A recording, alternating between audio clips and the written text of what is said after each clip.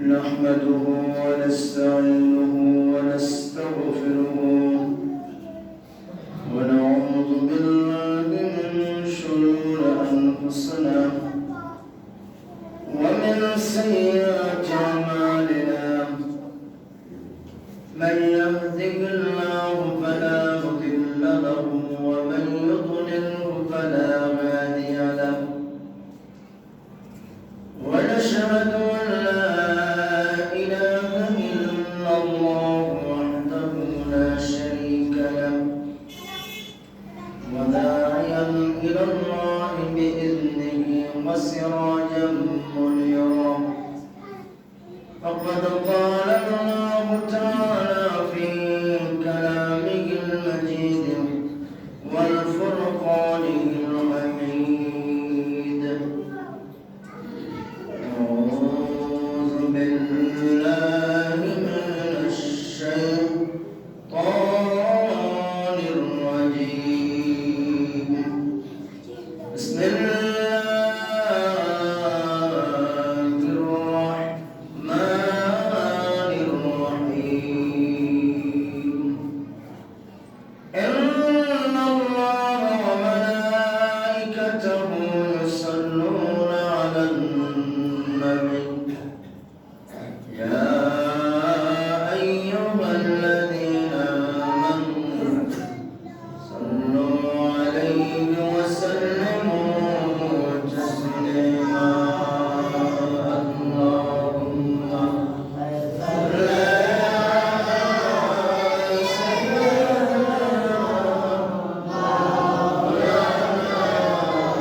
محمد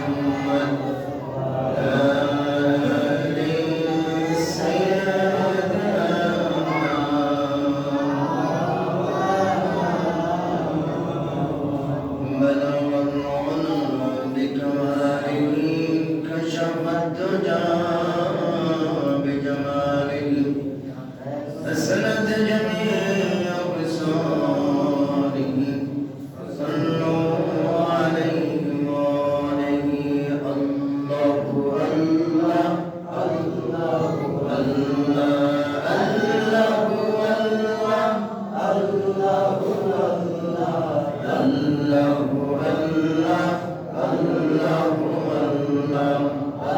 الله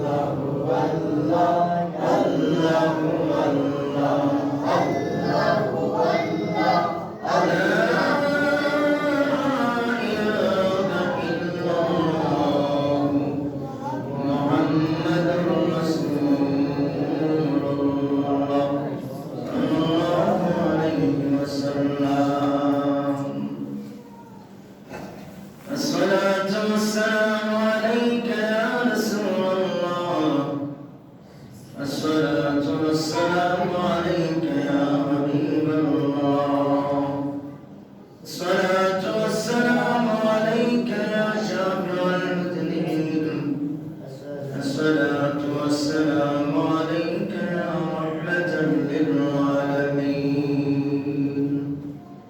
উপস্থিত মুহতারাম মুআজ্জিজ সম্মানিত দিনের সম্মানিত মুসলিম কিরাম আসসালামু আলাইকুম ওয়া রাহমাতুল্লাহি ওয়া বারাকাতুহু ওয়া আলাইকুম আসসালাম ওয়া রাহমাতুল্লাহি ওয়া বারাকাতুহু আল্লাহ পাকের দরবারে শুকরিয়া জ্ঞাপন করি যে মহান আল্লাহ তাআলা আমাদেরকে সুস্থ রেখে ভালো রেখে আল্লাহর এই জান্নাতের বাগানে আল্লাহ পাক আগে আগে আসার বসার ব্যবস্থা করে দিলেন নবী পাকের উপর দরুদ আদায় করতে পেরেছি সালাত আদায় করেছি এজন্য শুকরিয়া আদায় করি সকলে বলে আলহামদুলিল্লাহ আজকে শাবানের 14 তারিখ ফাল্গুনের 1 তারিখ আর ইংরেজি হচ্ছে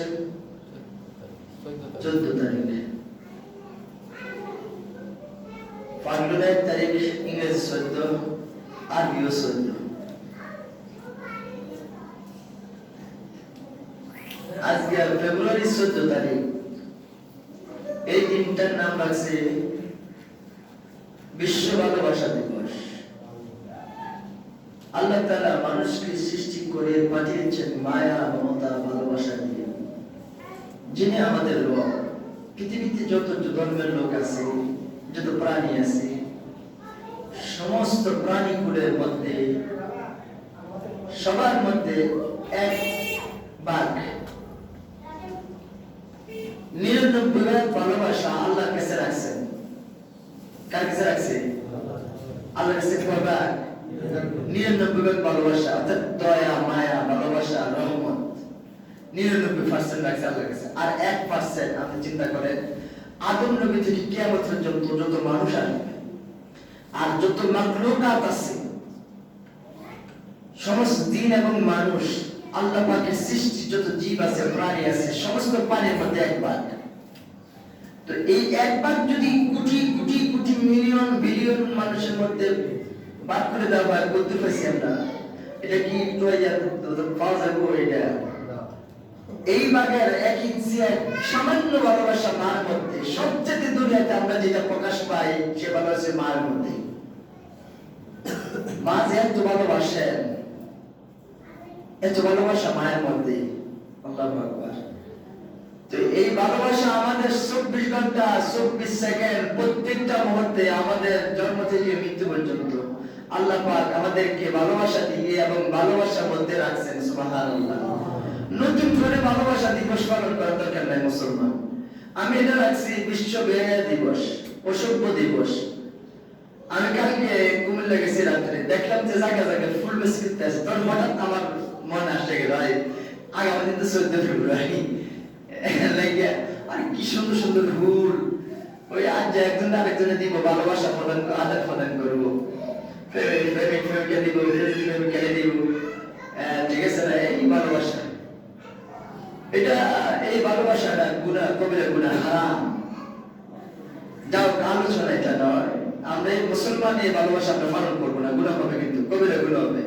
আপনি অন্যান্য বড় আলেম থেকে দেখেন, জানেন, দেখেন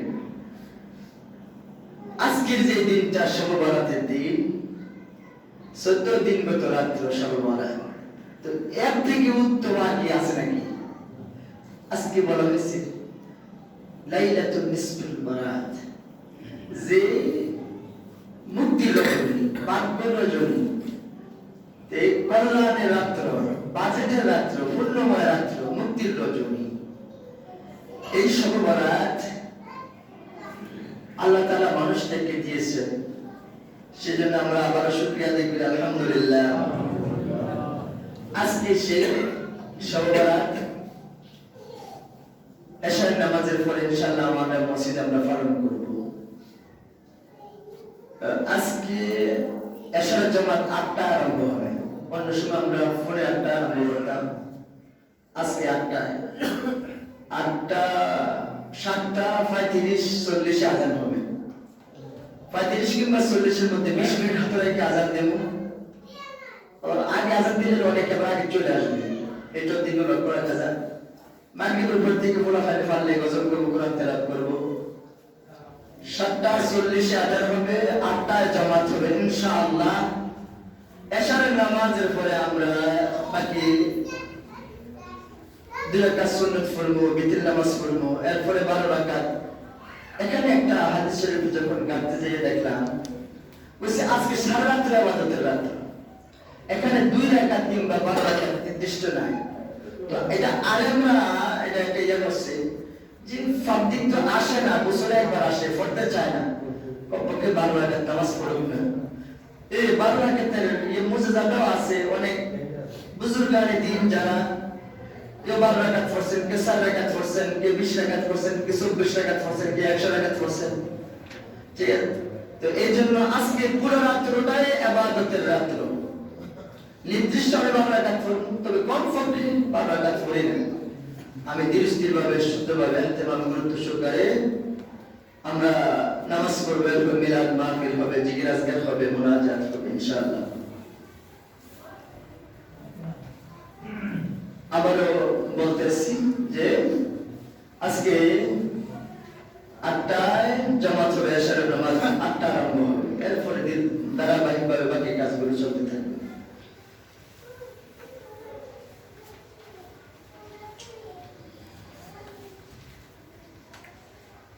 নামাজ, আজকে নামাজের বিষয়ে কথা বলবো। আর একটা জিনিস, প্র্যাকটিক্যাল নামাজ কিছুটা আজকে দেখাবো। কেউ যদি মাইন্ড না করেন,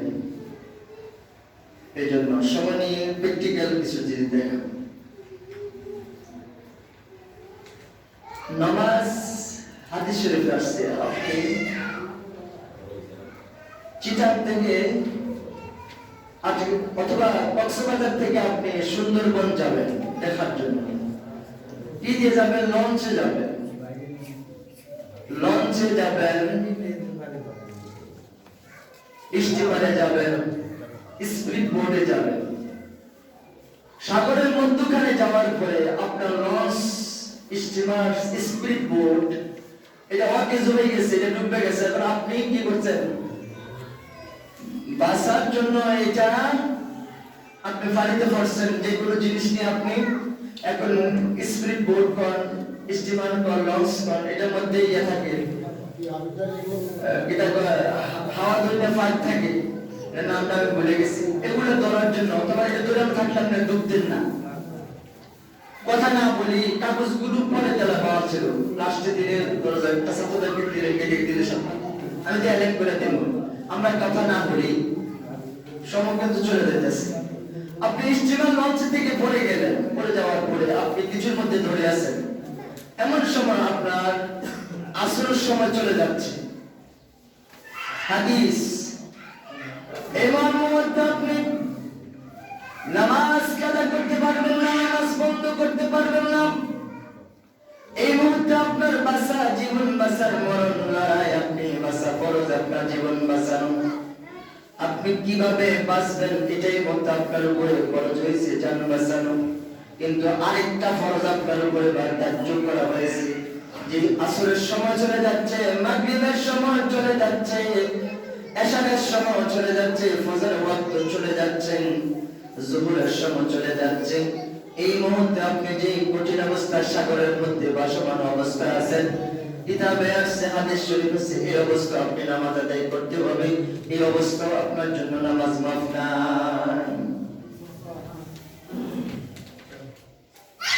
আপনি সুন্দরবনে বাঘ দেখতে গেছেন, হরিণ দেখতে গেছেন, আমি এক্সাম্পল দিছি।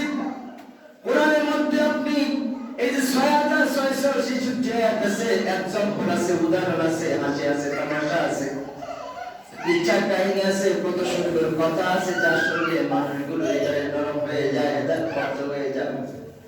বারবার এক্সাম্পল দিচ্ছি। সুন্দরবনে বাঘ দেখার জন্য, হরিণ দেখার জন্য গেছেন, এমন সময় দেখলেন যে বাঘ আপনাকে আক্রমণ করতে আসে।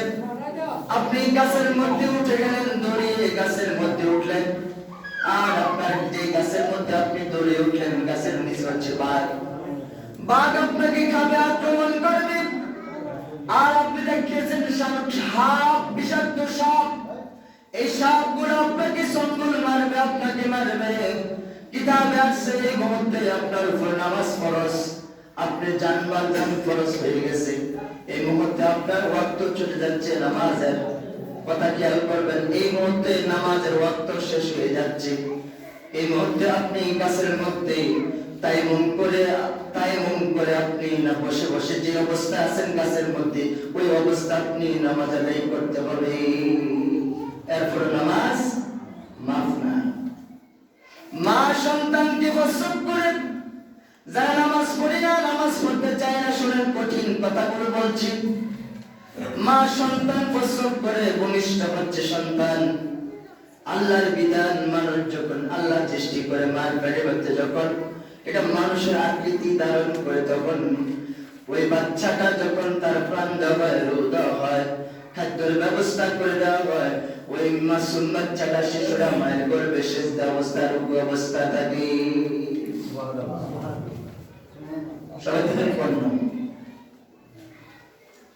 সন্তান যখন 10 মাস 10 দিন পূর্ণ হয়ে গেছে, 8 পিস হতে পারে।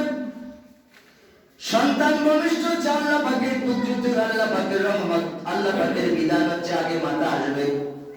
পাও যদি আগে আসে তাহলে মনে করবে যে উল্টে গেছে, এখন এটা অপারেশন করতে হবে, এটার একটা সিরা বার করতে হবে। মাথা আগে আসছে, মাথা আসছে, এমন সময় আপনার নামাজের সময় হয়ে গেছেন, কিতাবে আসছে এই মুহূর্তে ওই মা তায়াম্মুম করে অথবা ওযু করে, মায়ের যদি হুঁশ থাকে, যিনি গাছের মধ্যে ছিলেন, যিনি পানির মধ্যে ভাসমান অবস্থায় ছিলেন, তার যদি জ্ঞান ঠিক থাকে, বিবেক থাকে, তার যদি শরীরে হুঁশ থাকে, ওই মা যে সন্তান প্রসব করতেছে, মাতাটা দুনিয়াতে আসলো, পুরোপুরি দুনিয়াতে আসে নাই, এই মুহূর্তে মায়ের জ্ঞান ঠিক আছে, হুঁশ আছে, এই মুহূর্তে মা ওযু কিংবা তায়াম্মুম করে নামাজ আদায় করতে হবে।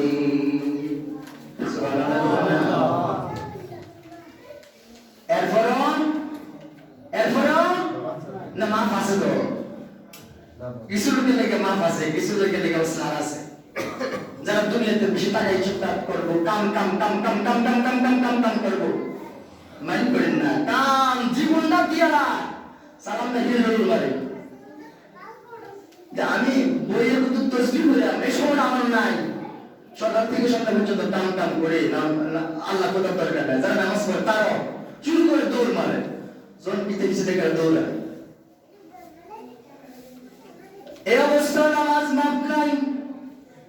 কবরে সর্বপ্রথম আমরা জানি, আমরা জেনে আসছি, কবরে তিনটা প্রশ্ন করবে, ফেরেশতারা প্রশ্ন করবে, কিন্তু আমার আপনার মালিক আপনার রব সর্বপ্রথম আমাকে আপনাকে কবরে রাখার পরে ফেরেশতারা এসে আমাকে রুদ্ধ হবে, বসানোর পরে আমাকে আল্লাহ তাআলা সূর্যটা অস্তমিত অবস্থা যাওয়া, অর্থাৎ মাগরিবের সময় আসছে, আসরের সময় শেষ, মাগরিবের সময় হয়ে যেতেছে, সূর্যটা লাল হয়ে গেছে, সূর্য ঘরের মধ্যে ঢুকতে আছে, প্রবেশ করতে আছে তার জায়গায়, নামাজের সামান্য বাকি আছে।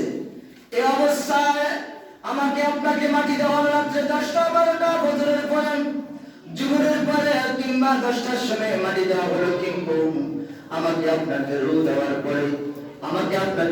পরে যখন আমি আবার চোখ মেলে দেখবো, সাথে সাথে দেখবো পশ্চিম দিকে কিবলার দিকে সূর্যটা পড়ে যাচ্ছে, এই মুহূর্তে নামাজের সময় হয়ে গেছে। কবরে এই সর্বপ্রথম নামাজের প্রশ্ন করা হবে, বান্দা তুমি নামাজ পড়ছো কিনা দুনিয়াতে, সংক্ষিপ্ত করে নিয়ে আসছি, নামাজ পড়ছো কিনা দুনিয়াতে। হাসরের ময়দানে মানুষ ওঠার পরে প্রশ্ন করবে, বলে তুই সর্বপ্রথম নামাজের হিসাবটা দে। যারা শুনছেন, কিসের হিসাব? নামাজের হিসাব। এই নামাজ আমাদেরকে জান্নাতে নিয়ে যাবে। কোথায় নিয়ে যাবে? শান্তির একটা ঘরের মধ্যে নিয়ে যাবে, যেখানে শান্তির ব্যবস্থা, যেখানে আল্লাহ পাক বলছে মানুষের চক্ষুগুলো অবাক হয়ে যাবে, তাকিয়ে দেখবে, দেশ অবাক হয়ে যাবে, সে অবাক আশ্চর্য হয়ে যাবে দেখে জান্নাত দেখে। টাসকি খেয়ে ফেলবো, একটা কথা আছে না, টাসকি খেয়ে রাখা যায়, হঠাৎ একটা জিনিস দেখলে মানুষ জান্নাত দেখলে এমন ভাবে টাসকি খাবে, সে আল্লাহরে চাইবো না, জান্নাতের দিকে চাইবো। আল্লাহু আকবার। এমন বলে কয়েক সেকেন্ডে, কয়েক মিনিটে 50,000 বছর কেটে যাবে। সুবহানাল্লাহ। এমন জান্নাতের কথা বলার জন্য আসে নাই। এই যারা জান্নাতে যাবে, নামাজ জান্নাতের চাবি, আসসালাতু মিফতাহুল জান্নাহ, বেহেশতের চাবি নামাজ। এই নামাজটা আমরা গুরুত্ব সহকারে সমর্থ। রাসূল বলেছেন সাল্লু কামা রাআইতুমুনি উসাল্লি, হাদিস, যে তুমি নামাজটা, আমি নবী যেভাবে নামাজ পড়ছি এইভাবে নামাজটা পড়ো, নামাজটা আদায় করো, ঠিক না? এরপরে রাসূল দুনিয়া থেকে বিদায়ের আগে আরেকটা কথা বলে গেছেন, as-salat as-salat as-salat wa ma malakat aymanukum wa ma sabara, সাহাবাকে ডাকছেন, wa ma sabara ও আমার উম্মতেরা, কিয়ামত পর্যন্ত নবী যত উম্মত আসবে, তোমরা আমি নবী যেভাবে নামাজ আদায় করেছি আস্তেবান গুরুত্ব করে সম্মত সঠিক মতো সুন্দরভাবে তোমরা কি করবো, নামাজটা এইভাবে আদায় করবা। যদি তুমি এইভাবে আদায় না করে, তাহলে এই নামাজ দিয়ে তুমি জান্নাতের কাছেও যেতে পারবে না। নবীজি বললেন as-salat as-salat ওয়া মা অর্থ হচ্ছে তুমি যদি নামাজ আদায় করো তোমার সব ঠিক আছে, মালাকাত আইমানুকুম, আর যদি তুমি নামাজ না পড়ো তোমার কিচ্ছু নাই, তোর সব বরবাদ। আমি মোটার কথা না, তার কথা বলছি, নবীর কথা বলছি। মালাকাত আইমানুকুম, যে আমি যেভাবে নামাজ ছিল না, নামাজ ছিল না, আমি বলছি সাহাবারা, আমার উম্মতরা নামাজ ছিল না। নামাজ, এই নামাজ তোমাকে মুক্তি দেবে, কল্যাণ দেবে, তোমাকে শান্তির জায়গা পৌঁছিয়ে দেবে। এই নামাজ তোমার ডকুমেন্ট, দলিল, বাড়ি, কাগজপত্র, তোমার এটা দলিল। এই নামাজ আমরা সুন্দরভাবে পড়ব ইনশাআল্লাহ। আমি একটা আশা করছি যে 20 ফেব্রুয়ারি থেকে শুরু করে 30 রমজান পর্যন্ত এই 40 দিন ভিডিও অফ করে দাও, ক্লোজ করো, এখন অন্য কথা বলতে